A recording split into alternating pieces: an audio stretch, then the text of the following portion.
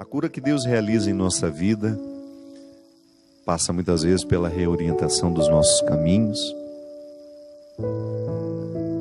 A cura pelo pensamento, que somente quando estamos curados do pensamento é que nós somos capazes de encaminhar soluções para os nossos problemas, ou até mesmo para reconhecer que estamos no caminho errado.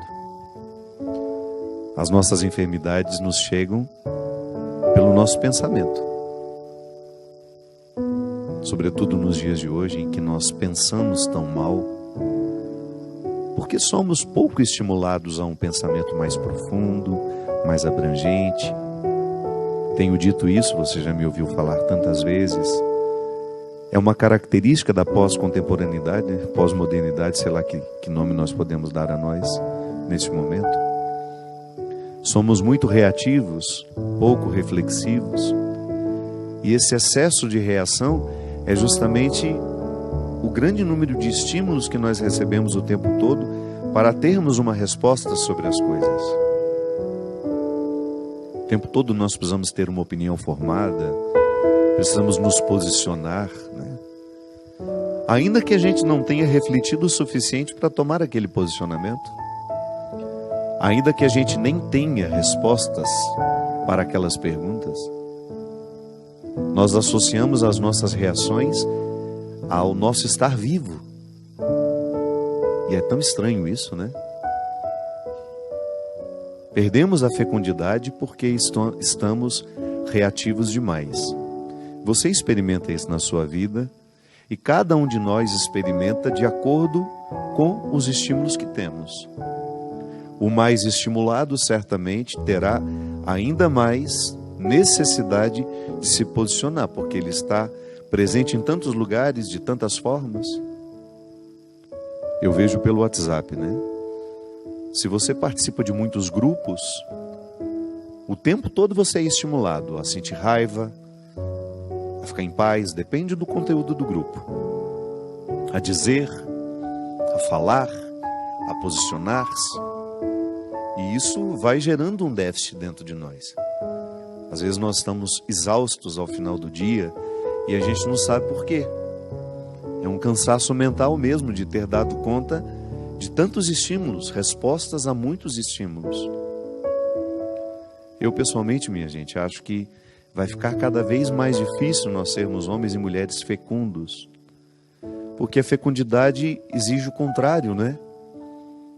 Exige recuo, silêncio, serenidade, tranquilidade, tudo que hoje nós não temos. Eu costumo dizer que nós somos protagonistas de um tempo que nunca houve igual em outro momento da história da humanidade. Nós já tivemos muitos fenômenos iguais, parecidos em momentos diferentes da história.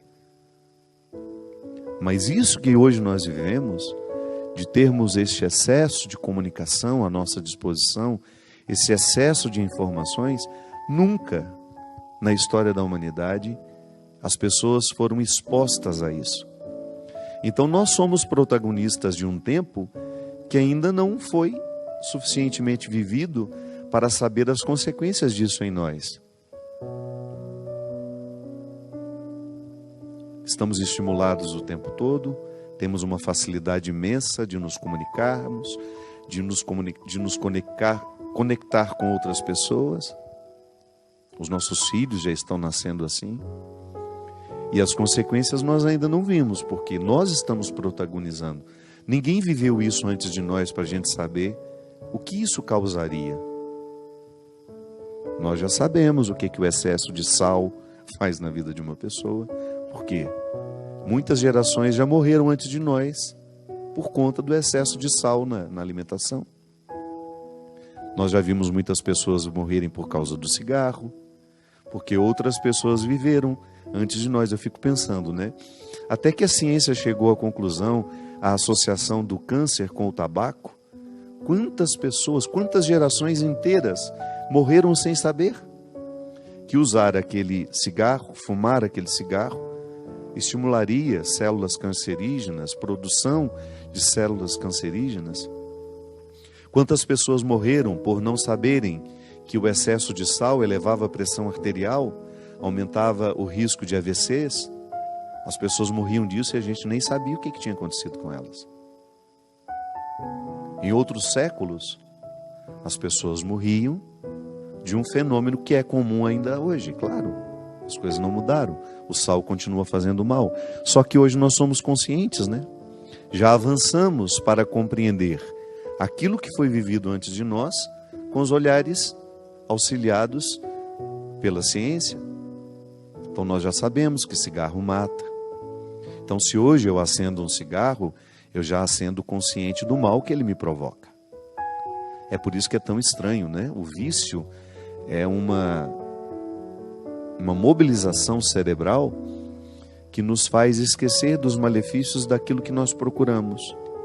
Então, quando eu estou viciado numa determinada situação, eu fico cego para aquilo que é maléfico no que me vicia. É por isso que uma pessoa, mesmo estando consciente de que o cigarro faz mal, ela acende o cigarro mesmo assim. E continua alimentando um ciclo de morte, porque joga para dentro do corpo o tempo todo substâncias tóxicas que fazem mal. É estranho porque que a gente escolhe isso, né? Mas faz parte. O álcool é a mesma coisa. Quantas pessoas morreram antes de nós? Consequências do álcool. Então hoje nós estamos protagonizando um tempo que nos priva, um estilo de vida que nos priva muito da quietude, do silêncio, da concentração. Eu lhe desafio a pensar o quanto você deixou de ler nos últimos tempos por causa do celular. O celular rouba o nosso tempo que antes era da leitura. Eu não estou falando somente de uma pessoa, não. Eu estou falando de milhares e milhares de pessoas que tiveram seus hábitos modificados por causa do celular. Ah, mas eu vejo notícias no celular. Vê de forma muito superficial, né? A gente só lê as chamadas. Dificilmente a gente clica no link para ver a notícia toda.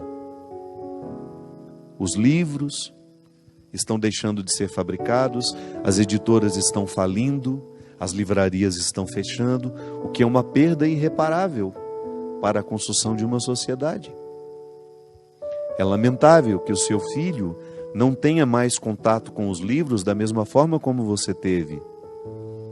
Gente, eu me lembro que eu, na minha infância, eu escolhia ganhar livros no Natal.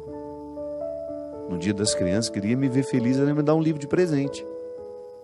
Eu fico pensando como deve ser difícil ter um filho hoje que deseje ganhar um livro de presente.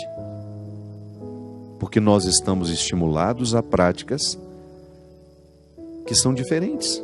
Não estou dizendo que somos piores ou melhores. Estou apenas dizendo que somos diferentes e que o cultivo desse estilo de vida já está gerando prejuízos em nós que nós já podemos identificar.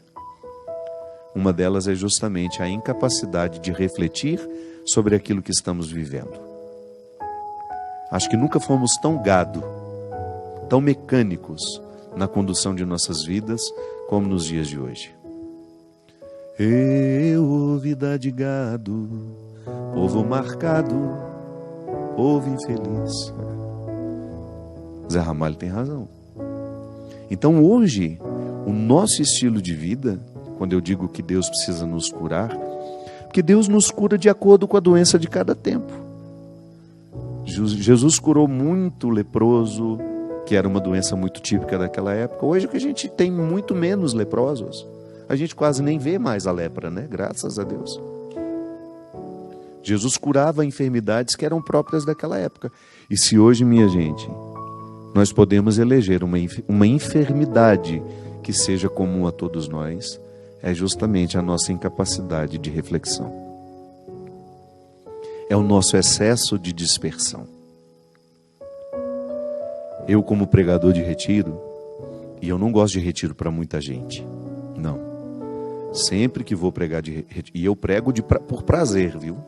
De vez em quando eu reúno um grupo de pessoas, eu tenho lá o meu centro de espiritualidade, não é um lugar que eu quero que fique cheio, não é um lugar que eu quero gente curiosa para saber como é, não. Eu quero gente de busca, de desejo, de aprofundamento, de vida interior, porque já chega aquilo que